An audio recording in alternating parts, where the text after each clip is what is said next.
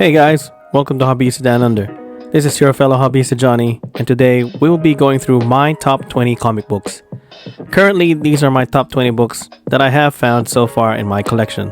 So this might change from time to time, and this is not based on the value alone, but also based on my favorites and what has inspired me to start collecting in the first place. So let's begin the countdown. 5, 4, 3, 2, 1. At number 20, Negative Burn number 16. This, as far as I am aware, is the first appearance of Kabuki. I have been entranced with David Mack's storytelling and art for decades, and always have been a fan. With regards to this book, it shows a preview of Kabuki Fear the Reaper number 1, which was published a week later. So this book is a must for all you Kabuki fans out there if you don't have it yet.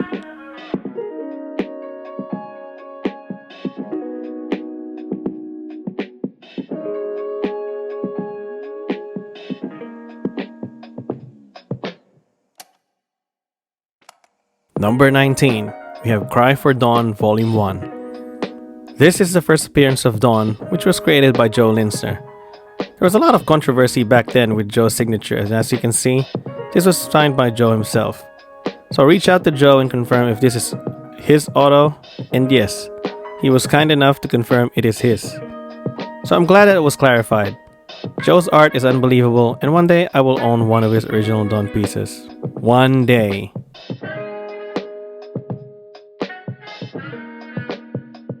Number 18, we have The Incredible Hulk number 340. Need I say more? This is a very iconic cover which was drawn by the Todd father himself, Todd McFarlane. This cover is so iconic that a lot of books have paid tribute to this masterpiece.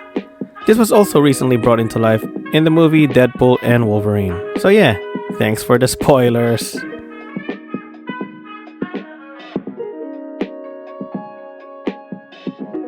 At number 17, we have Tales of the Teen Titans number 44, which is the first appearance of Nightwing. This is also the first appearance of Jericho and the origin of Deathstroke. George Perez and Marv Wolfman has done such a great job in this series, and the Judas Contract is a masterpiece. So if you don't have this one, you can get the trade and read the storyline, or watch the animated film. I promise you won't regret it. Number 16 is Fantastic Four number 46. This is the first full appearance of Black Bolt, second appearance and partial origin of the Inhumans. Also, first appearance of Seeker. Signed by Stan the Man Lee. I got this sign in person back in 2012 in Melbourne, when he visited Australia for the first time. I had more books signed by him, and guess what? He was only charging $30 for a signature. 30! So expect more from Marvel goodness in the next couple of minutes. Going back to the book though, love the Inhumans. The TV show faltered, but that doesn't change my view with these characters, especially Medusa and Crystal.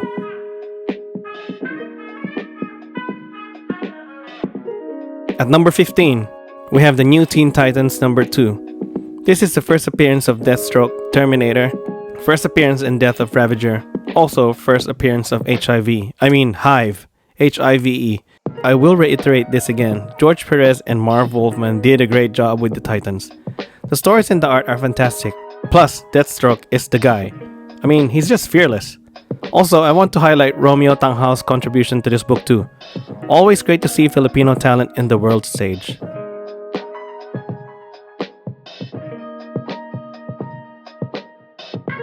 Number 14, Hawkman number 4. First appearance and origin of Zatanna. I still couldn't believe I owned this book. I love Zatanna, and when a mate of mine was selling his copy, he thought of me straight away, and I didn't hesitate to buy it off him. Not the best condition for a 1964 book, but still a great addition to my collection. This book is a treasure of mine and will always be with me forever. My precious! Of course, if there's Zatanna, then there's this lad right here. Coming in at number 13, Swamp Thing number 37. This is the first appearance of John Constantine. He was first introduced in the series by Alan Moore, and I thank him for making this character. Rick Veitch and John Totleben made sure Alan's vision come to life, and they did a great job with that. John's inclusion in the Swamp Thing's story is befitting since he delves into the supernatural a lot. At number 12, we have Werewolf by Night number 32. First appearance of Moon Knight. I'm so glad I got this book for a good price, and that was before the TV series was announced. The book itself in this condition fetched a pretty good amount of money, but thanks to reliable sources, I got it at a fraction of the price. Moon Knight is probably one of the quirkiest characters in the Marvel Universe. I mean, come on, the guy has like, what, 3 or 4 personalities? And a very violent guy. Still one of my favorite anti-heroes in the Marvel Comics universe. Coming in at number 11, The Invincible Iron Man number 55. Lots of first appearances here. Thanos, Drax, Star Fox, Kronos, and Mentor. I'm only here for Thanos, man. I still believe he's the strongest villain out there that the Marvel Universe had.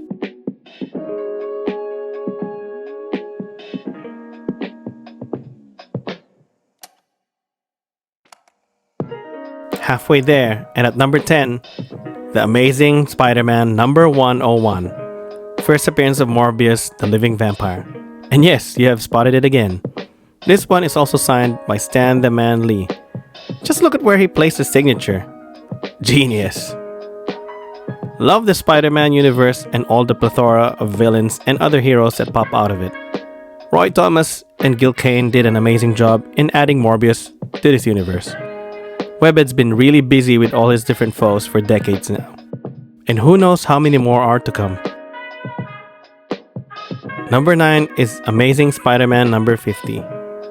The first appearance of the Kingpin. Such an iconic cover. Written by Stan Lee and art by the jazzy John Romita Sr. And look, signed again by Stan Lee. Kingpin has been a big nuisance in Spidey's day-to-day life in the NYC. And in this issue, all of Peter Parker's problems have just shattered him. Leaving his suit in the bin and decides that crime fighting is over. But was it really?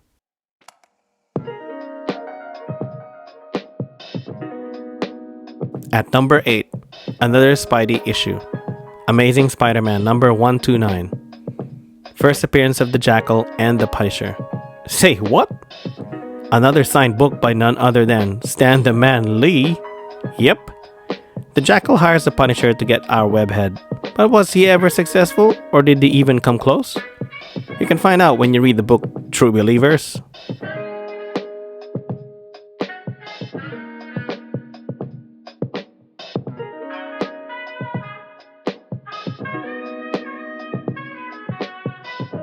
Number 7 is another iconic cover. The all-new, all-different X-Men. First appearance of the Phoenix. The X-Men just landed on Earth, thanks to Jean Grey's powers, but that has awakened the Phoenix Force inside her. One of the most powerful entities in the Marvel Universe, the Phoenix. I'm glad I got this in a newsstand edition too. Always wanted this book, and I remember winning this in a Facebook auction. Good read, and always in the hunt for Chris Claremont X-Men stuff.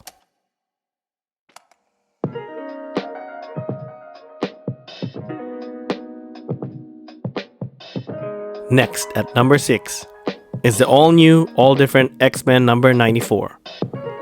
First new team in the title series. Second appearances of Colossus, Nightcrawler, Storm, Thunderbird, and third appearance of Wolverine. This is basically the new team being introduced as the new X-Men. Out of all the original X-Men team, only Cyclops opted to remain with the new team. Beautiful art by Dave Cockrum, and must collect for X-Men fans out there.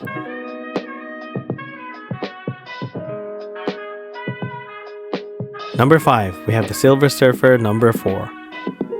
This is the first time Silver Surfer meets Thor and battles him. Thanks to Loki's deception, he managed to convince Silver Surfer that Thor is up to no good. I've been after this book for quite some time, but lucky to obtain it by a sale on a comic book website. Not the best condition, but still, happy to own a book that I can actually read and enjoy despite its flaws.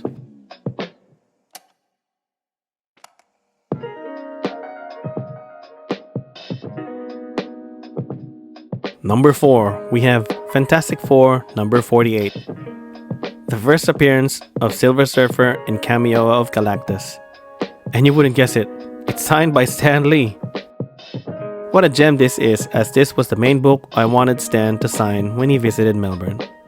Silver Surfer is one of my favorite comic book characters, and having this book in my collection is a dream come true. Thanks to the recent announcement of the Fantastic Four film, this book just keeps going up and up in value.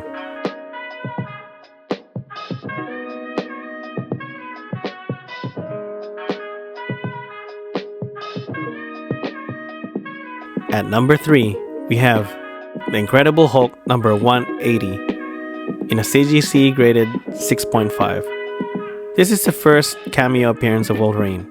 Some say it's his first appearance, but each to their own, I guess. I'm gonna be honest because I'm not really a fan of these encapsulated comic books. But I really love this character ever since seeing the X-Men animated series when I was a kid. So I made a promise that I will get the comics where he first appeared or was part of initially when I get a good paying job.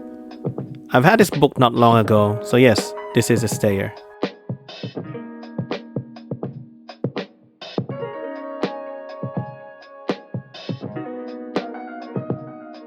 Coming in at number 2, Giant Size X-Men number 1 in a CGC grade of 6.0.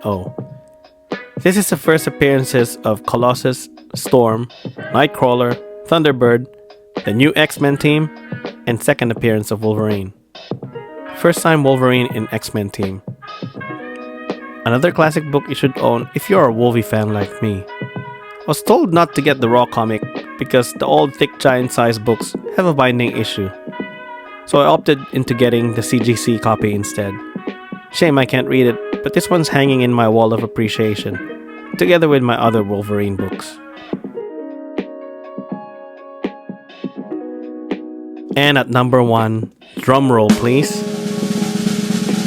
The Incredible Hulk number 181, the first full appearance of Wolverine. You cannot have a Wolverine comic book collection without this grail right here. I got this book a long time ago before all the prices have increased dramatically. And I am aware that there is a bit of a decline with comics being sold lately, but this one's a keeper and never selling it. A really iconic cover. So iconic that Sideshow Collectibles even made a statue out of it. Come to think of it, I need that statue. I'll make that happen. You'll see. And there you have it. The top 20 comic books in my collection so far. Hope you enjoyed it. And please don't be shy to leave a comment if there's anything you wanted to say. What do you think of my selection?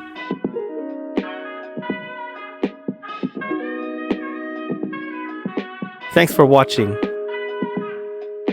Please like, subscribe, and share. See you later.